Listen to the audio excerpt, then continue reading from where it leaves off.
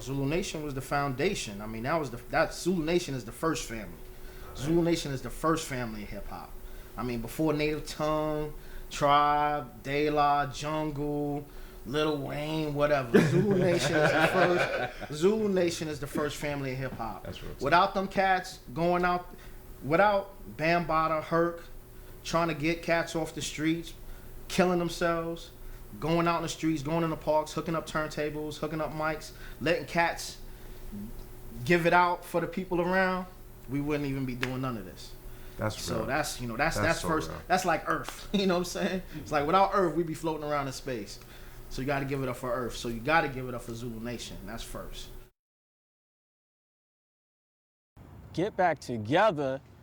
I want you guys to get back together. What are you talking about? You guys are on tour. You're breaking up with the Beastie Boys. You're still touring, talking. Yeah, right. We heard this breakup stuff from groups before. You guys are not breaking up, and it was like, yeah, for real. This is it for us. I think the group thing, why it doesn't work and they can't keep it together in hip hop, is because they come from the bottom, they grow up, and you're growing up in different speeds. Especially when you have a bunch of like what do you call it, like dominant personalities, you know, which makes the best groups. You know, it's kind of like the couple you know that got married way too early, and then they just outgrew each other, and they grew in different directions, really, is a better way to put it. And I think that's what happens. The interesting thing that all these groups, EPMD, Grand Nubians, whatever, they all break up because either one is nicer than the other, or they're not, as a group, they're a group on record, and you think that they're hanging with each other every day. They are absolutely not hanging with each other. It's egos, man. You know what I'm saying? And before it happened with me and CL, it happened with EPMD. And when the EPMD thing happened, everybody was like, oh my God, get out of here, what? Usually it's monetary and recognition. Because everybody wants to be recognized for the individual talents. They like the collective, idea of, yeah, we're this group, but there's always a standout. And sometimes with the standout, I'm not saying any names for anybody in the group, but it happens in most situations, is, they get more of attention, and sometimes it gets to your head. Opportunity presents itself, and then you start making money you never made before, and you start behaving in a way where you never behaved before. What happened to you before you started making this money? What happened to that person? I come to find out, like dealing with my partner and our breakup, like he's talking about shit from like 91, 92, 93. I'm like, yo, what the fuck are you talking about? We've had fist fights over, who drank all the rice milk. Where the fuck my Captain Crunch at? Oh, damn, Mason's smoking weed again. Yo, Merce is doing that again. He's just, he's just being extra clean. First of all, we were children. Second of all, what the fuck are you talking about? Where's my Chappelle DVD? And it's like the smallest things will make a motherfucker snap. It's real hard to come across a successful group. Why? Because it's hard being a group. It's just two of us, and it's sometimes hard. If you around each other 24/7, those long bus rides. I mean, we're together at least 10 hours a day. There's no need to be together 22 hours a day. There were times where I was like, yo, I'm hopping on a plane today. I don't feel like being around niggas today. I'll see y'all on stage. It was just like that sometimes. It's no disrespect or nothing. You just need that air to breathe sometimes. Ventilation. When you go here, they're here. When you're there, you're there. And there's no escaping this person. This person like your shadow. Just imagine if you had to be with your brother and sister and cousins every single day. And that was, like your meal ticket, like your bread and butter, making your paper dependent on that. You know what I'm saying? It's like, it's gonna be issues. And the question is, how much are you willing to go? How far are you willing to be pushed before your point breaks? There's been shows that this motherfucker don't end up showing up, and the motherfucker's like, yo, if he ain't here in 5 minutes, I gotta cut you guys off the line. We had a big show in BB King's, and I was like, fuck it. I went up there, boom, we just banged it out. By yourself? By myself, me and a couple of friends. Because, I don't know, shit happens, but the show, to me, must go on. The show must go on.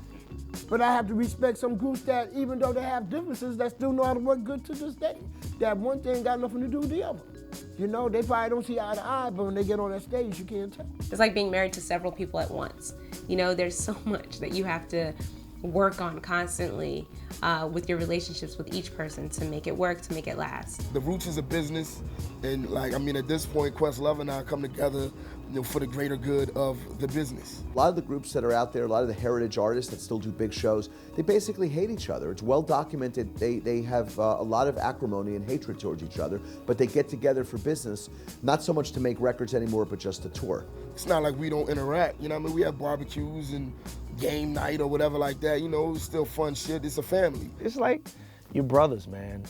And outside of all that, the good shit shine through all the, like, I can't even call it bad shit. It's just the necessary obstacles just to jump over them, just to say you did it. The Smiths, Morrissey by himself is very different than the Smiths. It's the same songwriting, but it's not the same guitar. Johnny Marr was a big part of the Smiths sound, and it's just not always the same dynamic afterwards, and sometimes the compromise is what people love. The compromise product, the final product of the compromise is what makes it great. We fight like brothers, and at the end of the day, you gotta look at the bigger picture, man. It's about, like in our case, it's about the Beatnuts.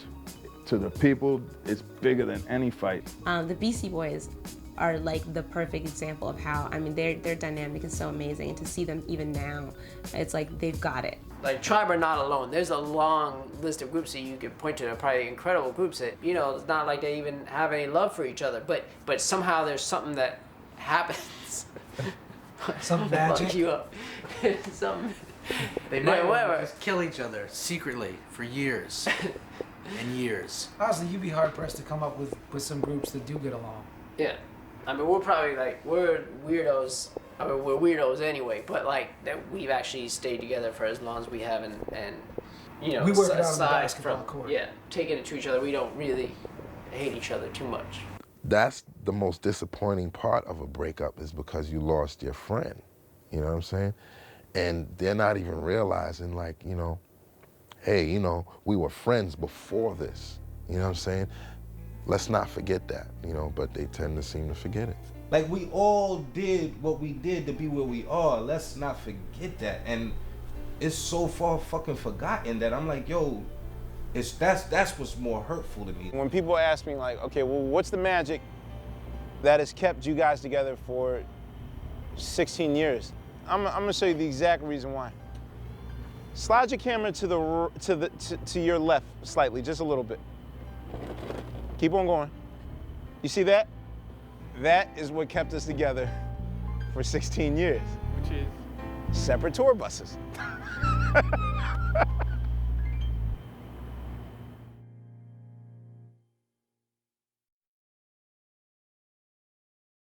What's your first question? My first question is A Tribe Called Quest gonna make more music?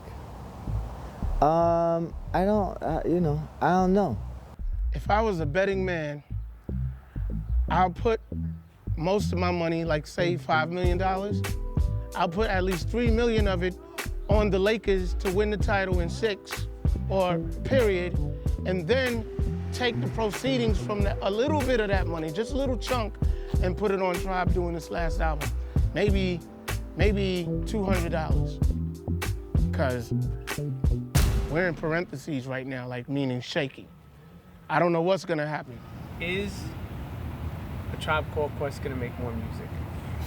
I don't know, Mike. You got the answer to that question? Have you found out since you've been, on this venture?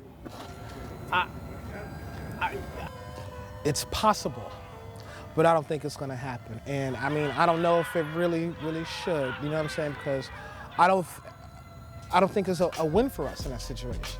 We say Allahu A'lam in Arabic, which means God knows best. There's, other life that has to be lived, and there are other things already in the works. People often say, God, why don't they make a record like the Low End Tour again? Well, number one, if they did, everyone would say, oh shit, it's the same shit over and over again. And then it's one of the problems of success. If you change too much, people go, God, why don't they do? People ask me all the time, why doesn't Stevie Wonder make a record like he used to? You can't. Nobody's making any moves or anything towards it. So, as for now, I don't think so. But like I always say, it's a fluid answer because, things happen. Something happens. Somebody gets nostalgic and be like, "Yo, we need to make another album, dog." We're like, "I know," and then something happens, some fuckery. They still have a coolness to them. They're not like these old dudes that are kind of like dated and their gears up. Like they're still very relevant in terms of just their brand. So I think it really would just be about the music. But is there a place for them? Absolutely. It would be a dope album, but it still wouldn't have that sentimentality built into it like it was back in those days, because that whole time was really special. And it's just a different time now, so I don't even know if that would even work. I miss Tribe, man. I miss Tribe. I miss waiting for what the new album was gonna sound like. I miss that whole anticipation. I miss that, man. I miss that. And I wait. I've just been waiting just to see where the reincarnation of them was gonna be. Still kind of hasn't happened yet. One day I was at the Underground in Atlanta, and this dude said to me, "Yo, you supposed to come out solo? Cause Q-Tip just dropped the solo joint." He was like, "But for real though, fuck y'all solo. I want to see y'all together." You never know. Music is such a funny thing. You can make this incredible album and for some reason it just doesn't connect with people, So it's really hard to say what, if they put an album out tomorrow, what it would be. Dude got a point. Like, you know what I'm saying? I couldn't even be mad at him because I knew where he was going with it. So I just gave him dap. I'm like, yo, I feel your pain, but hopefully it'll pop off again. Don't give up hope. Every once in a while, the wave of your creativity and the wave of public taste and opinion, they get in sync. And then they fall out of sync. And it doesn't mean that the person is doing something any more or less worthwhile than they did at the beginning. My whole thing has been, ever since the beginning of Tribe, is to not preach to the converted. If you're safe, if your soul is safe and your spirit is safe, as the evangelist, as the artistic evangelist, it's my duty to go out and crusade for more, you know what I mean? If Tribe never comes back together with a strong album or never does another album, I'm cool with it, I have the memory for what I have when it existed. It's special to me. It's not like I want it to be exclusive to me. Like, I would love for a 16-year-old kid to buy a new Tribe album and have no idea of their past work and love it. Right. But if that doesn't happen, it's cool. Who knows? I can't really, predict the future, but right now, today, it doesn't look like it. I think like an isolated house somewhere with instruments and Bob Powers and get Juju in there and some good food and a mosque and a basketball hoop and, a therapist, like Dr. Drew. A Tribe Called Quest goes to Dr. Drew. Just to oversee it, just so in case anything gets out of hand. I think that if we had all those elements in it and some good weather, I think it could happen.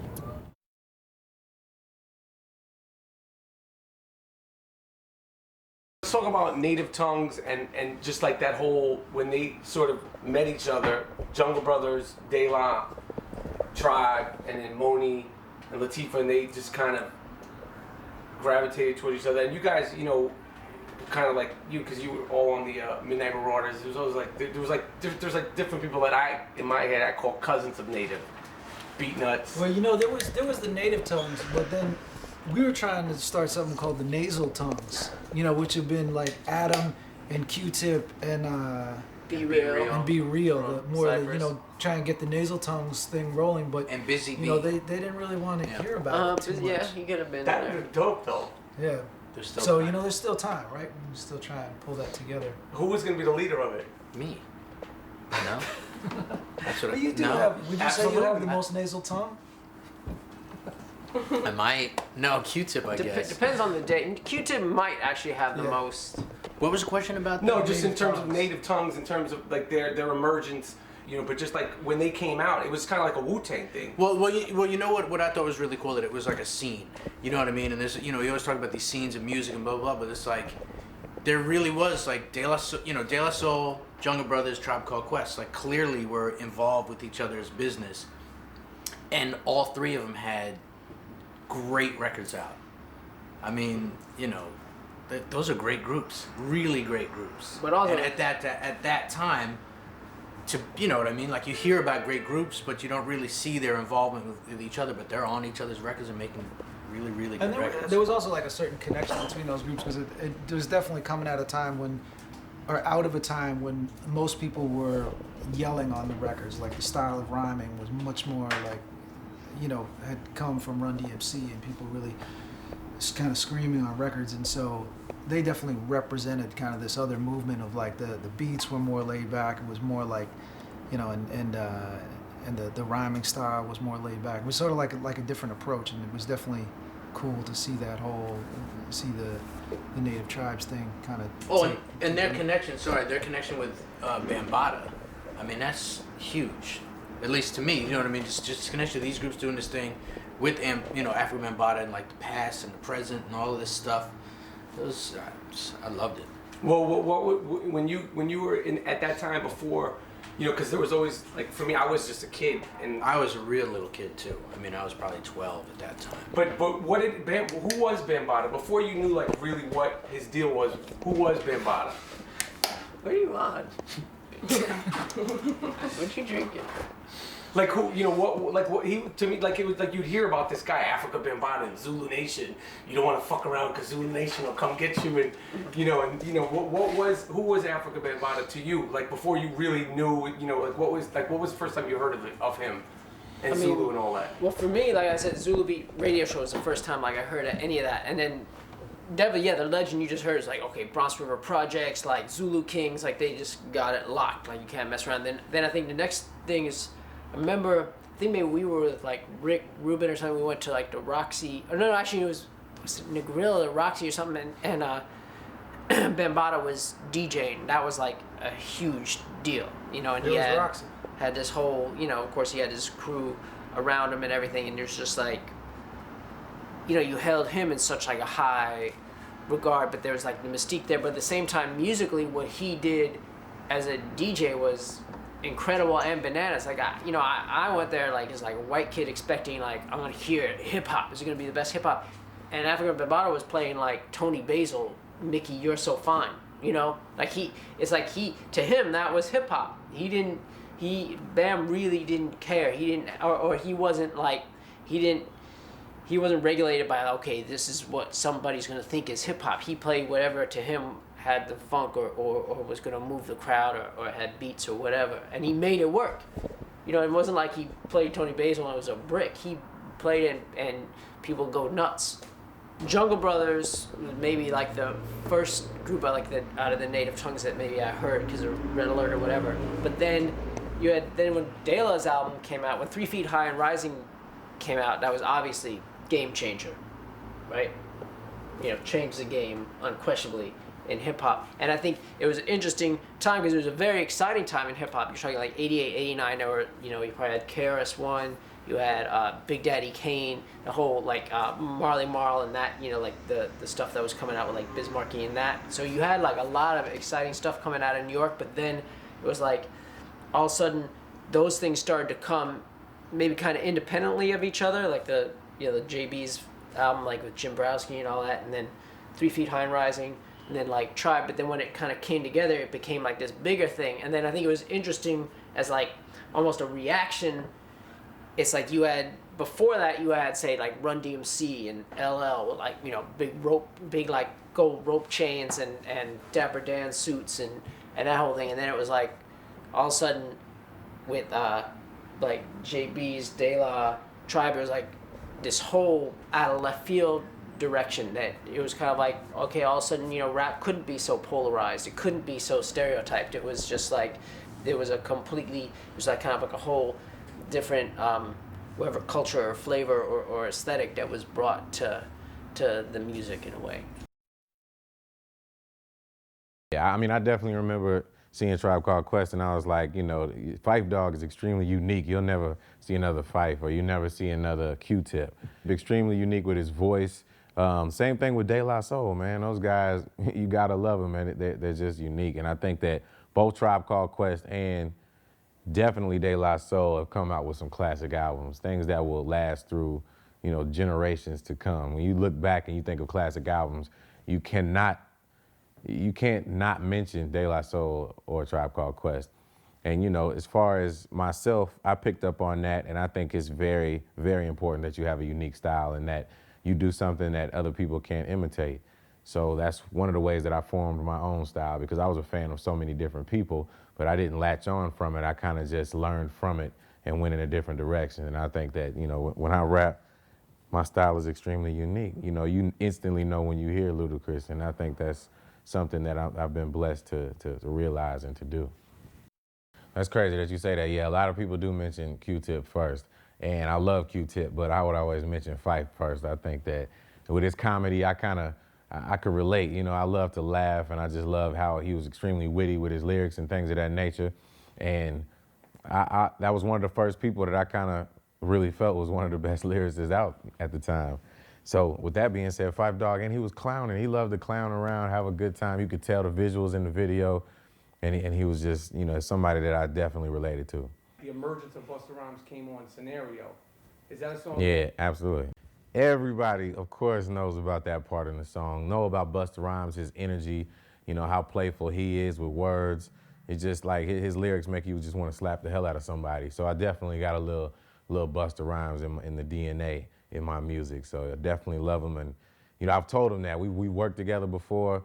And it was an honor, man. So, you know, with that being said, that whole movement, like I said, the Busta Rhymes, the leaders of the new school, I was all into that when I was a kid, definitely. Loving the videos, the music, everything. Bonita Applebum is whatever each individual wants it to be. And this is the most emulated beat or sample in hip hop music. But, you know, that song right there, again, another timeless classic song, Bonita Applebum, is something that people will always remember. And they killed the song, man. I love it. That was one of those songs that you can still put on in a club till this day, and people will go crazy. And what's the sample? Like, what's the beat? Because it's so The Isley Brothers, Between the Sheets, Isley Brothers, which a lot of people have used that. So, you know, somebody's getting paid over there. Believe that. Midnight Marauders, to me, classic album. That was something that I listened to over and over and over again.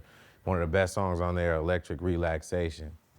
And it, you know, they said in the song, it relaxes your mind, and that's exactly what it does. I think that's what music does for people. You know, it helps you relieve stress. It definitely puts your mind at ease. It allows you to live vicariously through sometimes the beat, or, you know, it could be the lyrics, it could be the artist, all of these different things. You know, they say when you get inspiration from somewhere, from somebody, and I definitely see a lot of artists today that remind me of Tribe Called Quest, like the Lupe Fiascos, and definitely, you know, Pharrell, and even Kanye West, Outkast, all these different people.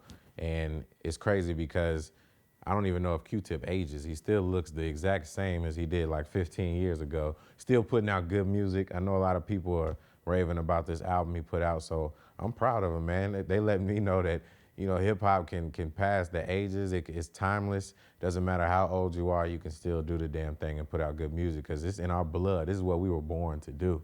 You can bet your ass that Tribe Called Quest has lasted over 20 years and will continue to last through the times, and you'll continue seeing people and artists that are inspired by them. So shout out to Phife Dawg. What's up to Q-Tip, Shaheed. When I was a kid, I didn't really know Shaheed. I didn't know what the hell you did. I just thought you were a third member, but as I got older, I understood that you played one of the most important parts in Tribe Called Quest, the integral part. So I got much respect for you, the whole group. Love y'all, man. Ludacris. Deuces. Well, first is Q-Tip. Q-Tip is, he is the voice of your conscience. And there's Phife. He is the sporty, you know, the sporty guy that appealed to the street, the corner, the guy on the block. Ali was like the dope DJ producer who spoke through his hands. That's the funny thing. And then there's Jarobi, who was like the DNA of the group.